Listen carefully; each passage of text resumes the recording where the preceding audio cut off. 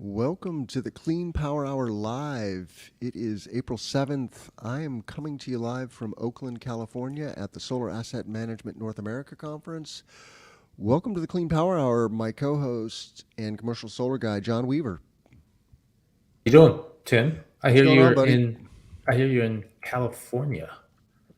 Dude, it is so freaking nice here. I cannot believe it. And it is not nice where I live in Illinois. So that was a breath of fresh air. I've been here for the last 3 days. I got to visit Next Tracker's facility in Fremont. That was the highlight of my trip, dude, and that was Right. incredible. You have There was pictures? a yeah. Can you What are you share gonna any, or say? is it? Do you have any that you can share? Any pictures you can share? No, that's top secret, man. I can't share any of Oh, that. Um, I will look at my. I fine. will. I will look at my. I will look at my Google Photos and see if anything has uploaded yet. But yeah, there was a diversity and there was a what they called a day zero session at that Next Tracker hosted, focused on diversity in the energy industry, in the clean energy industry specifically. So some lovely panelists from organizations like Grid Alternatives, who we love, because they're very focused on that topic and bringing clean energy to low and middle income people, but more importantly, creating job training and jobs for those people because we need lots of people. And that is really the overarching theme and my takeaway from being here at this event, which is a lovely event. John, it's as if a veil was lifted because there's this parallel universe. You and I move in the development and construction industries, but there's a asset management and O&M parallel universe with lots of big companies that I didn't even know existed in it. And so I got to host a panel yesterday on O&M, the true costs of O&M and solar asset management with companies like Clenera and Arevon. And these are not household names for me anyway. I don't know if they're familiar to you, Nope. but these are Nope. big companies that are in the business of asset management. And um, so I've been getting a lot of cool interviews and with companies like Heliolytics, another company I I'd know never. them. You do? Oh yeah. Awesome. Yeah, Rob Andrews came on the show yesterday, and they're using aircraft primarily for flying large solar projects and collecting geeky data on what's going on the power plant, what's working, what's not, and so you were at a conference yourself, though. Tell us about that. So I was in New York City at the SIA Tax Finance and Buyers Conference. So SIA, Solar Energy Industries of America. They're they pushed forth all of our legislation. And this was just 2 days of conferences. The first day was about what corporations are thinking about when they buy, what matters the most. And they actually had Intel and Microsoft on stage, which was cool because that's like, Microsoft is $2.5 trillion of market cap, and they have a lot of electricity in their data centers. And Intel, they're like, I looked it up. It was like $2.5 trillion in market cap. Microsoft was 2.25 and Intel 250. Very surprising. Intel's like, big hardware. So I thought they'd be more. But both of those companies were there. It was cool. There were very wonky tax conversations the second day, which was very nice because that's really what I want to learn. Just to understand how these projects fit through the model, the development pipeline. There was one company, I just thought it was neat, the subfield of insuring the tax portions of a solar project. So you can insure the change of tax credits, the years, you can insure the period of getting it paid, and whether or not customers properly have the tax liability available. So it's just a little subgenre of tax equity, and it was just cool. So I liked the conference, and I met Dan Witten. He's the comms guy for SIA, shook a good hand there. I met Abby, of course. Abby left her phone on my table at the happy hour event, and I got to walk around and walk up to Abby's table with her phone so I could act cool next to like the CEO of SIA, because I don't know, yeah, that's my claim to fame for the show. Abby Hoffer or Hopper? I can never remember. Pretty certain it's Hopper. We know. Hopper. Okay, I guess I got Yeah. to go on Twitter. I'm not going to let this like Hopper. I Fond know it's memories Hopper. of networking with Abby in Chicago a few years ago when they had a event in Chicago. We very much appreciate SCIA. I think it's the Solar Energy Industries Association, though, is it not? Oh, it might be. So actually, I just went to Abby Hopper with two B's and two P's, the president and CEO of Solar Energy Industries Association, Yeah. as you said, sir. And she's got a picture with Schumer as her top image from 19 hours ago. Oh. Well, yeah, we very much need the SCIA because there are dark forces trying to hammer on the solar industry for reasons I do not understand, but they're trying to impose tariffs on solar equipment from Southeast Asia.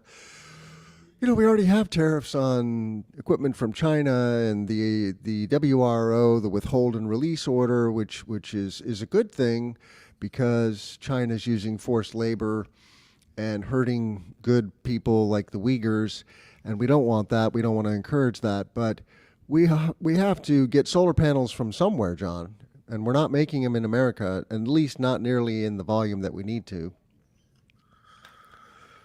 We got to figure out how we're going to deal with this, and I think that means if we're really serious about having clean electricity and really serious about standing up to abuses around the world, um, and wanting local manufacturing expertise, then it seems the market will respond to a tax credit scheme as is being suggested by SIA and is in like the Senate and the House.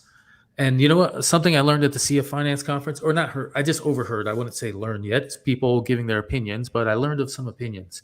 Some of the opinions are that we have a solid chance of the manufacturing tax credits and direct pay and ITC extension 30% being put to the floor to vote sometime after July 4th and before the August recess. Okay. And we'll see. But there was, on the stage, people were like, we're optimistic. Now that's their job, their sales. They got to push it. So that's good. But hey, it's a good thing to hear. So that manufacturing tax credit, listen, if we're going to attack at all angles and if we're going to start expanding stuff, and then something's going to have to happen. And we're going to have to support it because you can't kill a thing and literally not allow the volume that's necessary into the country and expect us to do a thing. So you can't have it both ways That's right. if you really want it. So we have to figure it out. Yes, we do. Yes, we do. Well, should we get into the other news? News. There's so much news. Wait, no. Let's do something first. Timothy. Oh, I yeah. hear you've taken on a new cloak. Yes. I have some news. Yes, I'm going to be donning a new hat, working in the distributed generation group for EDPR, and not to be confused with EDF. But EDP is a Portuguese utility. EDPR is the renewable energy arm. Their headquarters is in Spain, but they now have a DG group in North America based in Houston. They bought C2 a few years ago, maybe a year and a half ago, and we did a bunch of work in Chicago with C2, installing rooftop solar on Walmarts primarily.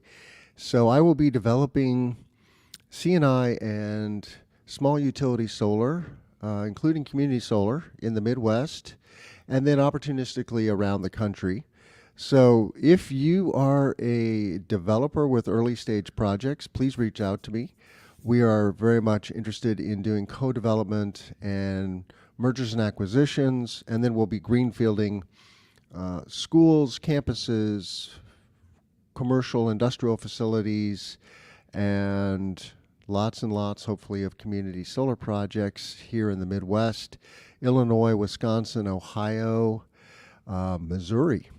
Looks like a good market for small utility. So very excited to be working with Louis Langlois and company. Louis is the team I report into, and got to visit with him here in Oakland because he lives in San Francisco. So that was cool. Really excited to be closing that loop, so to speak. I've been working with these guys for several years, and now I'll get to really work with them. So very cool. And if you want to know more, Are you guys capital? Are you guys capital? Is it ownership, asset ownership? Like, what's the? Obviously, you're coming in early, so you have some cash. How deep will you take it? What's in house? Yes, their model is to develop and own for the long term. So they're long-term asset owner. Primarily, the model is for C&I to own the asset and offer a PPA to the host or the off-taker, and then do front-of-the-meter community solar or other kinds of virtual PPAs for C&I and community solar off-takers. So, and you can just go to edpr.com/en for the English website there, and you'll see what I'm talking about. It's it's interesting that they aren't necessarily a household name, but definitely a player globally in the solar industry, and they've been developing large scale wind, and then that's how they started here in North America: utility wind, then utility solar, and now integrating, vertically expanding into C&I and small utility with the acquisition of C2, and now myself, Tim Montague. So it's a good thing. It's neat. So if you guys are final asset owners and you have strong construction resources, have you ever considered the New York portfolio? Because my company's developing one, and we're looking to sell only the final asset owners, or at least people who can give a great number. Because it's if there's too many hands in the pie, so my sales pitch is going to people who are final asset owners, and Yep. so Yeah, we're very active in New York, and hey Tim, might have a deal together. I'm gonna submit a lead to you. yeah, that'd be good. It's about time that. I mean, we've been working together for 2 years, John, but we've never done a deal per se on a solar project. So anyway, yeah, we can definitely talk. And ladies and gentlemen, live on Clean Power Hour Business 101. doing the deal. That's awesome. So cool. Nice, cool work. Do you know who you guys use for construction? Do you have any in-house labor resources, contractor license? How close to construction are you? So that is something I'm still learning, and I do not have a easy answer off the top of my head for that. But in general, we will contract out the boots on the ground construction. That's my understanding. So we work with EPCs for getting stuff built, right? Mm-hmm. Yep. We're the developer, but I think we're more of a pure play developer and asset owner as opposed to an EPC. We will do some of the procurement and engineering. Okay, we have that capability, but the construction is for as long as I know, so far as I know, we are not a construction company. So things I've learned about this model is that the capital source starts to care then, or what returns you have to give to your capital source, and the how risk adverse, if it's a large portfolio, small portfolio. These are all things that I'm learning with my company as we're Right. getting into this vertical. It's a whole new world to be a developer versus a consultant than a small time contractor. Each piece has Yeah. little sciences, so it's cool. It's cool to hear what you're doing. Yeah, we would prefer to look at portfolios that are, I think, 10 megawatts and up, Yep. but we're flexible. That's one of the things I like about this team is flexibility is their middle name. And if there's if there's an opportunity for a long-term relationship, we would do a 1 megawatt project with somebody. And so we've been known to do smaller projects. I learned about a project they're doing in Montana, which is only, I think, 200 kW. And Montana is not a hot C&I market. We do have a team member in Montana, so I will be going on a retreat there this summer to do some trail running and hiking for sure. Sweet.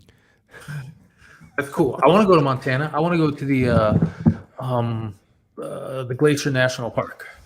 Yeah. And so that's my Montana goal, and I want to slow drive it and enjoy it because I hear it's beautiful and large. That's where the guy from that movie with the submarines, he wanted to go in Montana with Sean Connery. Can't remember the name of it. Oh. So Montana's in there in that list. All right, cool, Well, man. if you Good do job. if you do go to Glacier, bring your bear spray because All the right. bears are a real phenomenon in Glacier. All right, good. I got The Bears should win somewhere. That's Too much right. human That's right. success. I'm okay with getting eaten by a bear. I want to have the risk of getting eaten by a bear because I want there to be bears. Yes, there we go. A world without bears is a world I do not want to live in. We're on our way to that. God, I heard a scary statistic. We're adding oh God, we're adding something like 200 million people to the planet every year. And that Those rates are slowing significantly these days, like aggressively. oh sorry, it's 88 million people we're adding to the earth every Look at year. that. We're already down from 200 million to 88 in like 30 And seconds. and that's just too many people, so we got to slow that down. Um all right, so let's talk about Got some some news. some like real journalistic news though. What story do you want to talk about first? Well, I mean, we could do journalistic, or we could talk about the John Fitzgerald Weaver Project of the Week because I got zoning for one of my projects. This is related to my development stuff, but that's what I put on the document. I wanted to show off the site plan PDF that's on my website, but that's not journalistic news. That's just Project of the Week. Well, let's talk about Uh, that. Ongoing community solar developments on your blog. Yeah, so if you look at that link right there, that takes straight to ongoing. That's on commercialsolarguy.com. And then the second project, and you can zoom in on that site plan a little bit and do a nice screen share in that thing. Let's And see I'll if I just can. talk about zoning.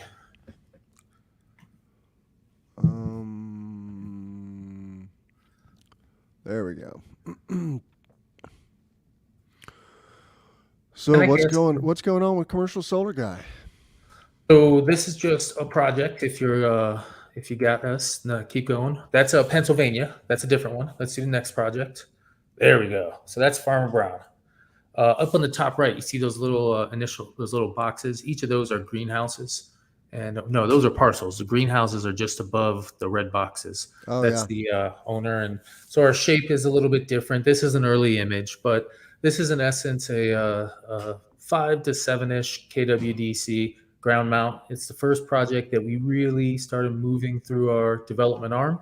It's gotten our interconnection number, and we recently got zoning approval. We're waiting for the project to, we're working on various quotes in our data room right now, but quotes from EPCs and hardware. And we're also waiting on the state of New York to finalize its incentive program. So this is just a different project. Might be in Pennsylvania. Oh no, that's in New York. So these are all just projects that we're working on. And this is a single axis tracker, like a 2 megawatt, or how big is it? The 5.5 to 6, I think, when we're done with it. I don't think it's going to break 7. And it actually includes a little more of that land up in the top right, in that industrial zone box, or the top left, pardon me. So it's expanded. The rows here were a little thin. They were like 8, 9 feet. They needed to be like 12 feet. Yeah. So yeah. But anyway, that's the project of the week, because that's one that I have a letter on right next to me saying, John, you have zoning approval. So that's why I wanted to have it in there as project of the week, because that's the cool thing that's going on, project wise. Nice. And I also wanted to bring up that New York has a huge volume of energy storage coming, and they have 10 gigs of energy of community solar. This program that they're aiming to have deployed by 2030, they're already at 6, so it's like a decade to do 4. They're going to do that in like 3 years. And the next story is how they have 12 gigs of energy storage in their 6 gigawatt queue. So it's a 2030 target as well. So it's just cool that New York State as a market is really seeming to invest or to attract investor attention for their capacity, for their community solar and their energy storage. And they also have large scale solar that gets like, I think it's like a gig every year in the form of 20 megawatt to 200 megawatt projects, wind and solar. But I think it's like a gig of solar, could be more every year. Interesting state to watch. A gig of solar in New York? Every year on the large scale stuff. Yeah. Where you get RECs for like 2 cents per kilowatt hour and you sell your electricity into the wholesale market. I think that's how it works. Yeah. Right on. Do you want to talk about the PV Magazine story? Which one are we going to talk about? Did I do a cool PV Magazine story? Well, that's my article. Oh, that's the SIA article show. That was my article of the week, was to talk about the SIA tax show. And so Okay. in that article, if you click it and share it with everybody, that's article number 2 that I wrote for PV Magazine. Actually, no, that was article number 1. Article 2 was a few days later. So that was my PV Magazine article of the week. PV Magazine, their boss there, Anne, she set a new record for page views during the course of 1 month in March, I believe. I don't get to actually see the numbers, but I got a screenshot saying, believe this was a record. And so Anne, who, oh my gosh, I just forgot Anne's last name. Give me a second as I search. I feel terrible. Ann Fisher, geez. Ann Fisher, who works at the wonderful, venerable PV Magazine as the USA version executive editor, head editor. I always mix up the title, but she's the boss for the USA Magazine. And doing Christian Roseland's old job, right? Yeah, yes. So shout out to Christian. He's the reason you and I work together, so that's a good thing. And he now works for Clean Energy Associates. Yes, we're gonna have to bring him onto the show, get him to talk about what the heck he's doing. That's actually a great interview. Because we love Clean Energy Associates. Andy Klump and Company, fantastic company. So anything else you want to say about Build Back Better?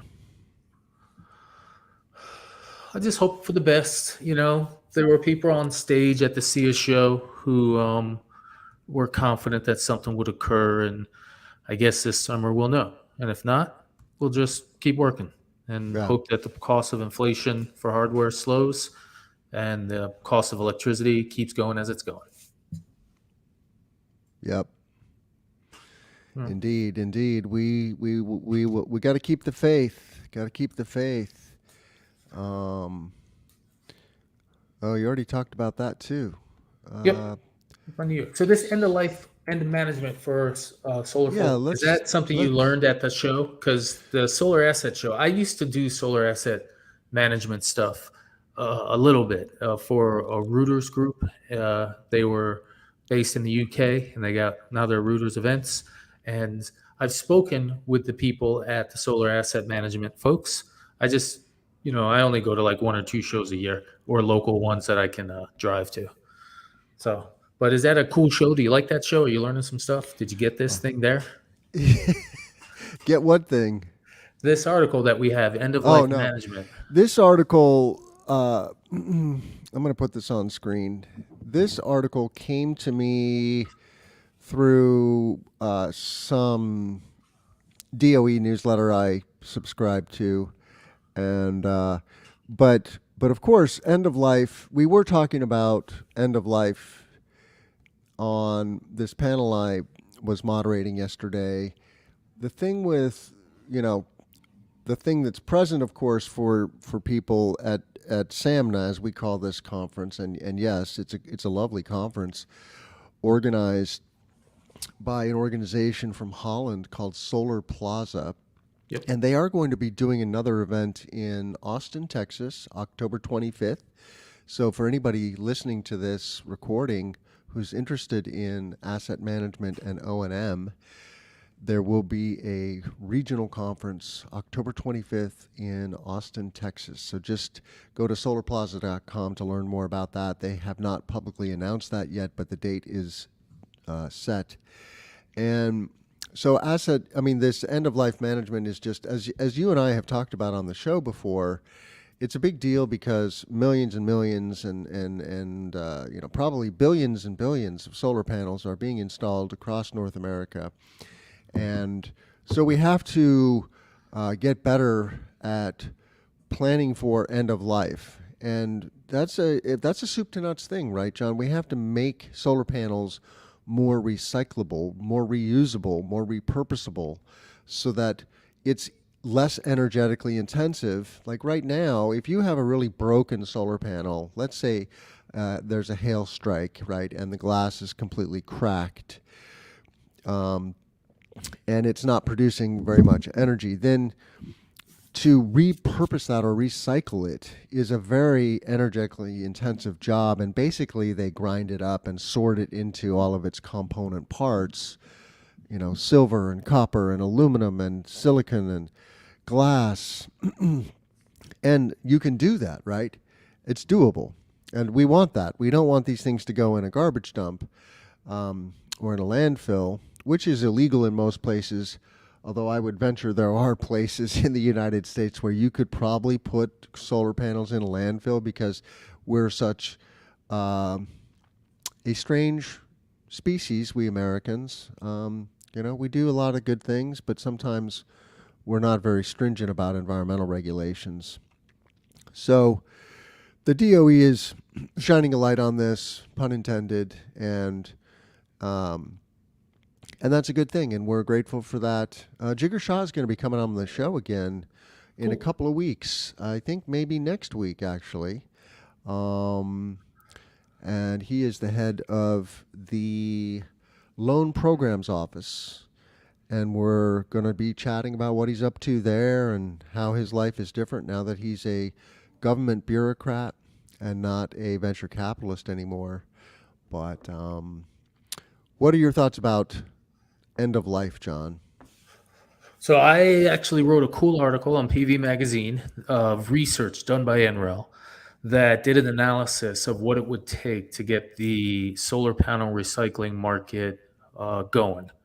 And what I mean by that, I mean profitable and viable from a business standpoint. Because one of the points made was that right now the market is so small and it needs to be about 5 times larger, 10 times larger, 100 times larger, some number larger in order for it to be financially viable.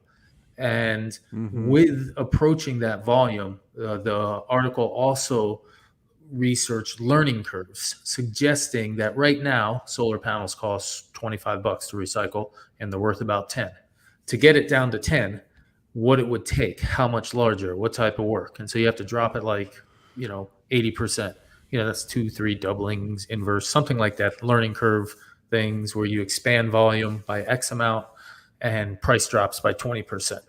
And maybe that's 3-4 doublings. That's what it is. Doublings. The industry has to double X number of times, 3, 4, 5. And then each time it doubles, the price drops 20%. Learning curve. And so when I did this article, first off, it was cool to see the math, cool to see that people are thinking about it, cool to see a policy push. But what was really interesting is that I did some rough math so I could estimate how much it would cost to motivate this industry. And they actually put out numbers that let me do some little math. And Timothy, at the end of my article, I suggested $1 per solar panel, roughly, a little bit cheaper for commercial, a little more expensive for, or a little bit cheaper for resi, a little more expensive for commercial, but roughly $1 per solar panel newly installed would cover the recycling costs of all being retired solar panels because of most panels last 25 years. We only lose about 1% of panels. I looked at the numbers. And so if we taxed every new solar panel $1, we could cover the cost of recycling and build up a solar panel recycling industry in the United States. So that's my proposal on that topic. If you want to bring it up with any of your local politicians, A $1. dollar a panel? Yes, sir. I can show you the math. I can even post it in the article. You can And how share much it with does everyone. what percent of a panel's cost is that approximately? Is it Well, if you think, $250 a panel or? well, I'll tell you, I just bought some panels at 47 cents that were $540, $253. Yeah. And that's exactly what you just said. And then 1 divided by 253 equals Yeah. 0.0, not even 1%, Right. 0.4%. So that's my Yeah. tax. There you go. On a commercial 540 bifacial, it's a 0.4% tax. So I bet if we tax solar panels 0.5%, we could have a overly funded industry. Maybe we start at 0.5% and we slowly lower because they said after 12 years, oh, this is the key kicker. They said in 12 years of developing the market, we could have a profitable, non-incentivized solar panel market. So by 2032, we'd be done with it. And we now have a competing capitalist, give me your old panels type of marketplace. How's that? Love it. We definitely want that, and that's a good statistic, 0.4%. So That's some people were really mad at me for suggesting a solar panel tax. I was like, I know, but I get yeah, it. You're right. But anyway, here's the number. Look at it. yeah. That's the thing about externalities, right? Today, we have so many externalities that are really costing us in the future. Like, we Americans are using or producing 120 pounds of CO2 pollution every day. That is a statistic that I stumbled upon recently. And so my body weight every 2 days, more than my body weight, I weigh about 200 pounds. And so that's just not sustainable, right? The sky is not big enough, unfortunately. You look up in the sky and it looks infinite, but it's only 100 miles thick. The atmosphere is only 100 miles thick. It's actually like the fuzz on the peach, right? And because we're not birds, we don't realize how thin the atmosphere is. And that's really, we're just borrowing from the future, John. We're borrowing from the future, and we need to simplify and use about half as much energy, which is what Spain uses. Spain uses half the energy that we use here in the U.S. So they have a good life. What humans really want is love and family and community. They don't want stuff. We Americans have tricked ourselves into thinking we need a lot of stuff. And that's a hamster wheel that is going to send us off a cliff into oblivion. So we don't want that. And we have to get the needle out of the vein and produce a lot less CO2. All right. I want to talk about this Onyx story, John. It's not really a story. It's just a picture, but it's a cool picture. Click on it. Yeah, Share it. It's beautiful. I building like their stuff. I want to see these building integrated solar projects happening in the United States. I'm happy that it's happening in Korea, but I really want to see it happen in the U.S. of A. Um, so you and Twitter are friends, and oh, and Elon Musk is joining the board of Twitter. Did you see that? I do. I do. It's That's interesting. it's very interesting. I don't know how he can justify spending time and energy on Twitter of all things, but Marketing. He doesn't. It's probably worth hundreds of millions of dollars of marketing. I guess. That's what it is. It's his marketing platform. It works. He's sold out. That's why I bought the Hyundai. That's why I bought the Hyundai Ioniq. Still haven't got it delivered. Oh my gosh! But I I couldn't get a Tesla until 2022, like December. Now it's in Yeah. 23 now. Yeah. So sold out. Yep. Anyway, that's solar. So this is all solar glass by Onyx, and where is Onyx from? Do you know? I don't know. I have no idea. Onyx Solar. They're from the internet. They just deliver The day is solar coming when panels. all high Spain. rises. Spain? Yep. Oh, cool. Yeah, the Spanish are a good 10 years ahead of us in the solar industry, together with their friends in Germany and France and the Netherlands, because energy is expensive in Europe. They're paying more of a true cost of of energy. We have cheap fossil fuels in our backyard. They don't, right? That's why they're importing Russian fossil fuels and now feeling this tremendous pain, in so many ways. And we have it right here in Texas and New Mexico and Pennsylvania and Illinois. We're just swimming in fossil fuels. And so when you have ready access to energy, you use it because it makes pickup trucks that get 10 miles to the gallon. I wonder what pepper is. Curtain wall. I don't know, but they got some cool solar. Oh, Well, maybe it it's a says bank. It savings says bank. Pepper Savings Bank. I didn't even look at that. I just looked at the windows. I was looking at the solar panels. I have Yeah. a one-track mind. So I like Onyx. I see them on cool projects. They've done some neat commercial sites. I know that our building structures move slower in terms of being rebuilt versus field. So it's not as big a market financially. But hey, you know what, Tim? For the first time as a developer consultant, we're going to be submitting a project to somebody in Texas to support a home builder to do integrated solar at time of construction. So he's going to try and sell it to his customers that he builds houses for. And Say we're going that to again. Integrated solar and what? into new house construction.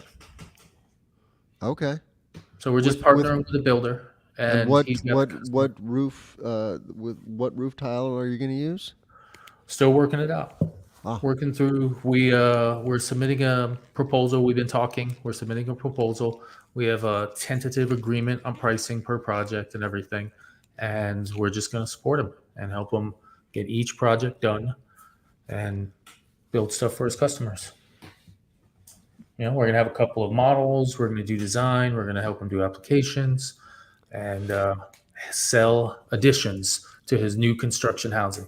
That's not BIPV, but it gives us an opportunity to maybe test it. Maybe we could have a roof tile product, brand new, instead of starting with roofing material. In this case, you uh, integrate it from step one. It'd just be kind of neat. There's all kinds of opportunities that are, I think, coming. So it's yeah, cool to watch. yeah, yeah. Solar shingles or solar roof tiles are definitely a burgeoning industry. If you just Google that topic, right, you'll see that there's a handful of manufacturers. Of course, Tesla solar roof is the one that got in the news a few years ago so much. It has proven to be much more challenging than I think Tesla anticipated, right? They're now on their, what, fifth version of that. I see there's an Apollo shingle. Oh, that's a Certainteed, okay. Big French building products company makes a solar shingle, and I'm looking for. There's another one that came to my attention on Nico Johnson's show recently, but I can't seem to find that manufacturer. It's another big, if not the largest roofing products manufacturer. Now has a solar shingle. So these roofing companies, roofing manufacturers are getting into solar. It makes perfect sense, right? If you re-roof, uh, you know, solar shingles, you need a roofer for that job, big time. Okay, I want to talk about direct air capture. I'm so happy that you found a direct air capture story. I've been talking about this Orca project in various places. Most frequently on the podcasters roundtable that TigerCom has been organizing. But what is the connection? I'm going to put this on screen, John. But now Swarovski. I'm not saying I that don't know right. how to say it either, man. Yeah, but they're Swarovski. a jewelry maker, right? Well, maybe, but I always see them making glass products in stores. Like when it's Okay. always Swarovski glass or Yeah. crystal, and so you see bowls. So maybe they make jewelry too. I don't really pay attention. But so So what's the connection between Orca? So Orca is a pilot project that Climeworks, the Swiss company, is doing in Iceland to suck CO2 out of the atmosphere and pump it into the ground primarily and turn it to stone, which is what we want to do. There's 800 gigatons of CO2 in the atmosphere that we have accumulated there since 1750, and that's a big number because our just net zeroing the economy, John, is 40 gigatons. So that's a piece of cake relative to that 800 gigatons, which is a 20x bigger problem. that's a lot of So tons. we're going to have to buy a lot of Swarovski glass made of sequestered carbon What from if direct air capture. what if we could turn the CO2 straight into solar panel glass? Yeah, or bricks for construction, which is what some companies are thinking of doing. I mean, you look around, the built environment is definitely made of carbon. We're made of carbon. Trees are made of carbon. Our roads and buildings and concrete is made of carbon. So carbon is a fundamental building block of all of the stuff here on Earth. There's no reason we can't figure out how to engineer it into building materials and solar panels. Well, except glass is made of silicon. So CO2, that's carbon, oxygen, I don't know. I don't know. I don't know what silicon. the We're not doing connections. alchemy. Yeah, we don't do alchemy these days. Alchemy. Jeez, I just haven't said that word in a while. A little alchemy wouldn't be a bad thing. I'm all for it, but I'm not understanding why this luxury jeweler Swarovski has signed a 5-year carbon dioxide removal agreement with Climeworks, making it the latest high-profile firm to support the world's first commercial direct air capture project. Well, they're just signing a contract. So So they're basically net zeroing. They're trying to net zero their carbon footprint by saying, okay, we're going to buy carbon credits, so to speak, from that Orca project. Is that the deal? oh man, I think I totally missed that. I think I got excited thinking about them turning CO2 into crystals. Because Well, it's a natural leap to make psychologically. carbon, well, I think I saw the carbon and the oxygen portion. I was thinking they were turning the carbon into diamonds, but diamond crystals. So either way, Climeworks and Orca, I guess that's what we're talking about here. So pardon that. I didn't even read it. I got excited by the title. I didn't read the article, Tim. You see what I just did? It's okay. Because it encouraged us to talk about Orca. And if you don't know about Orca, just Google it, ORCA, and direct air capture, DAC, and you'll see the the thing is, the challenge is that this costs about $1,000 a ton to do today to sequester carbon from the atmosphere or capture it. And so we need to bring that cost down by a factor of at least 10 to make it more economical.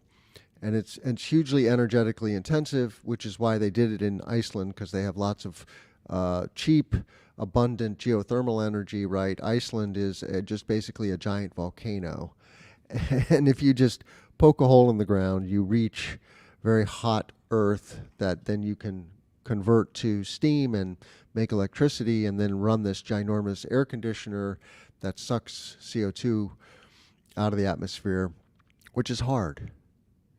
And then you put it down in the ground, and this is the other key, is for it to turn to stone.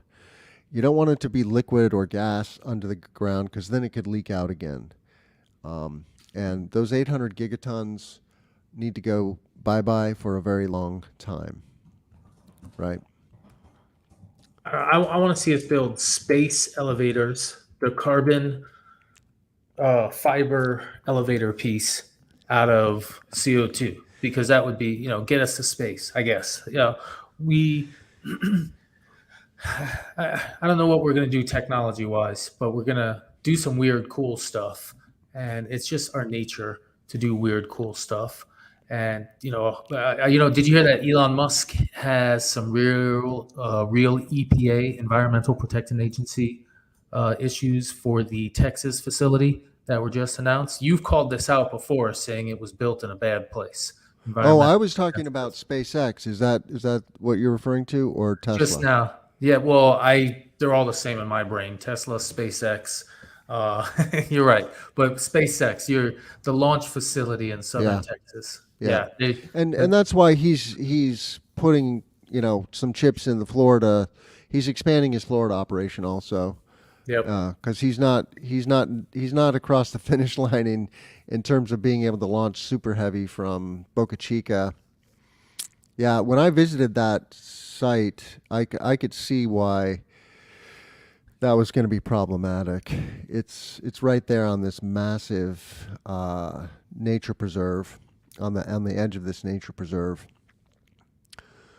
Um, Yep. So a couple years. So that adds to our space stuff, Tim, because we haven't talked about space yet today. So I thought it was very important to include space. I saw a neat video of the shuttle top, which is a rocket ship all its own, atop the. I guess it's super heavy. That's the tank, and it was just neat to watch the machine, the arm lift just a whole shuttle off. It's such a gargantuan structure. And then last night, a Bloomberg article had the neatest picture that looks just like a movie, and I thought it was cool. But Tim, I think you have to go. Don't you have like hard responsibilities today at 12:45 yeah, I've Eastern got Standard Time? some interviews I'm going to do here at SAMNA, but we should talk about this Cool. Portugal project, because it's an EDP project. Oh, see, I promise, ladies and gentlemen, I picked this project before I knew who Tim worked for. Uh, Yeah, so good I stuff. just think the market is neat in Portugal because I see these weird bids come out where the electricity for 15 years coming from a 70 megawatt solar project has won an interconnection account that allows up to other products, other wind, other solar, and it's just a neat market where electricity might be donated, quote unquote, to the power grid in exchange for rights to inject other electricity at other times and to expand the interconnection a little in weird ways. I don't get it fully what's happening, but I just thought it was a neat article. There's a headline: negative electricity contracted. How's that work, buddy? Yeah, I don't quite understand this phenomenon either, but we're looking at a 220 kW floating solar pilot project from EDP at the Alto Rabagaio Dam in northern Portugal. Portugal's first floating solar auction closed with a world record low price, with utilities EDP and Endesa among the winning bidders. So a 15-year, 70 megawatt, negative €4 13 per megawatt hour. That's like just barely negative, like 4/10 of a cent US. But still, it's kind of interesting. Yeah. And Yeah. at the same site, though, apparently, they'll get another 14 megs of solar and 70 megs of wind. But I think this is where the contract starts to make them money in different ways. And then, of course, after 15 years, they can do whatever they want. So that's how I learned about this market, that the things they do, they're really buying the right to interconnection. This is their long-term investment in interconnection, is the price of electricity. And they're going to And build a because 183 megawatt floating solar facility.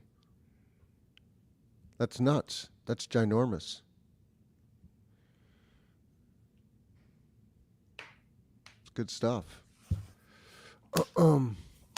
yeah, it's just a cool market to learn about. I bet it's really hard to get projects there. I bet you just gotta, I don't know, everybody's bidding for the exact same project, probably. Or for they just know where the connections are. I have no idea how it would work, but it's Yeah, interesting to watch. you think about it, right? Here in the U.S., the solar industry, the modern solar industry is about 12 years old. It kind of really took off in 2010. When did you get into the industry, John? What year? 2008, 9. Yeah. And and so as the industry matures, it gets more competitive because there's more companies doing the work. But think about being a developer, being a real estate developer, right? Building buildings, building apartments, building shopping malls and schools and whatever it is we need in the built environment, right? That's been going on for thousands of years. And it's still a thing, right? It's still a viable business model. So even though the industry is maturing and it's getting more competitive and more sophisticated, it doesn't mean that there's not an opportunity, right? It just means you have to get more sophisticated and be more competitive. That's the nature of markets, right? We have to lose the fantasy that markets are the answer alone. It's a combination of markets and good government.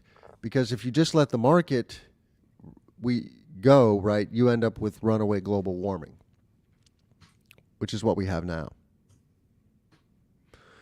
And that's just very expensive for my children and my children's children to clean up that mess, and that's unnecessary. So, any other parting thoughts? We're gonna shut this down here in just a sec, and we'll look forward to seeing you next week, same time, 10:45 Central, 11:45 Eastern, on Thursdays, coming to you live. You can check out all of our content here at the Clean Power Hour at cleanpowerconsultinggroup.com/podcast. And how can our listeners reach you, John? Commercialsolarguy.com.